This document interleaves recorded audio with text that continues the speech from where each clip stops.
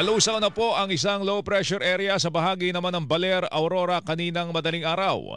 Ngunit patuloy na binabantayan ng Pag-asa ang isang namumuong sama ng panahon sa labas naman ng Philippine Area of Responsibility na mataan sa layong 1,780 kilometro silangan po ng northeastern Mindanao.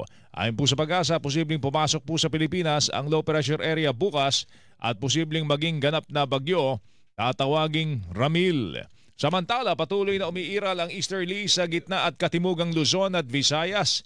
Dulot po nito ang Metro Manila, Calabarzon, Bicol Region, Eastern Visayas, Isabela, Aurora, Nueva Ecija, Bulacan, Marinduque, Oriental, Mindoro, Romblon, Capiz, Aklan, Cebu at Bohol ay makararanas po ng maulap na papawirin na may kalat-kalat na makapagulan, pagkulog at pagkidlat.